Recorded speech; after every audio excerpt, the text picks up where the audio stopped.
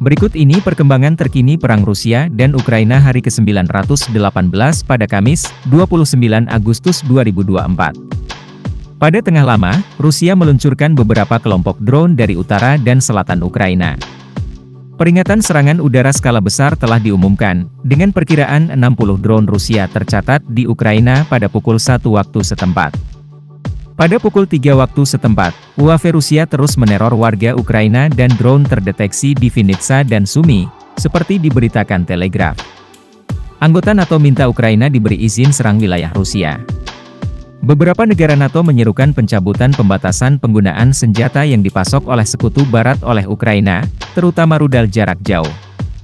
Polandia protes gara-gara Ukraina tak boleh pakai senjata jarak jauh di Rusia. Menteri Luar Negeri Polandia, Radoslaw Sikorski, mengomentari kebijakan sekutunya yang melarang Ukraina menggunakan senjata jarak jauh di wilayah Rusia.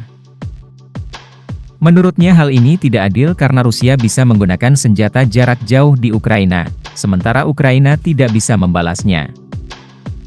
Radoslaw Sikorski kembali mengusulkan untuk langsung menyita aset Rusia senilai $320 miliar yang disimpan di negara-negara barat, daripada hanya meminjamkan uang dari hasil penjualannya.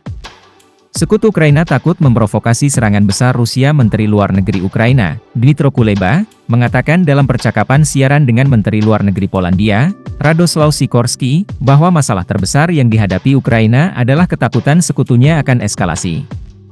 Zelensky ingin akhiri perang dengan kalahkan Rusia. Presiden Ukraina, Volodymyr Zelensky, kembali menyerukan kepada sekutunya untuk mengizinkan pasukan Ukraina menggunakan senjata dari mereka di wilayah Rusia. Ia yakin serangan langsung ke wilayah Rusia akan memberikan pukulan telak kepada Presiden Rusia, Vladimir Putin. Presiden Ukraina mengatakan serangan bom luncur Rusia di kota timur Kupiansk telah mengakibatkan kematian, melukai 14 orang dan merusak balai kota. Rusia hantam kampung halaman Zelensky lagi. Rusia kembali meluncurkan serangan ke Kryvyi Rih pada Rabu, 2 hari setelah serangan rudal Rusia di sebuah hotel di Kryvyi Rih menewaskan 4 orang dan melukai 5 orang.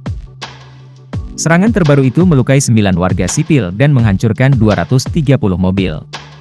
Saat Kryvyi Rih sedang berkabung, musuh menyerang lagi dan sekali lagi dia mengincar warga sipil, kata Gubernur Daerah Dnipropetrovsk, Serhiy Lysak.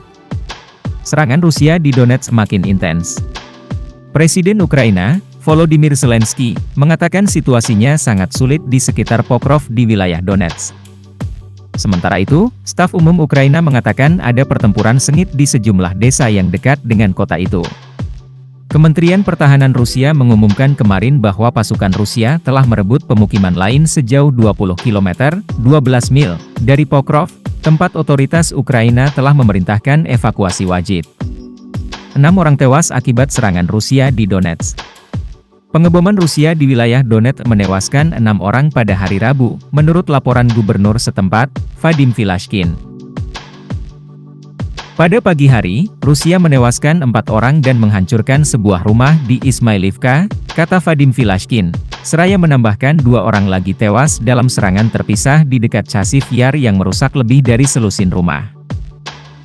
Sekitar 30.000 orang masih tinggal di Pokrov dan desa-desa sekitarnya sementara evakuasi terus berlanjut. Ukraina akui serang depot minyak Rusia. Intelijen militer Ukraina mengaku bertanggung jawab atas serangan yang telah dikonfirmasi yang menyebabkan sebuah depot minyak terbakar di wilayah Rostov, Rusia. Mereka mengatakan fasilitas tersebut terlibat langsung dalam pasokan pasukan pendudukan Rusia. Dalam serangan Ukraina pertama yang diketahui di wilayah Kirov, Rusia, 3 pesawat nirawak Ukraina menghantam sebuah depot minyak, membakarnya.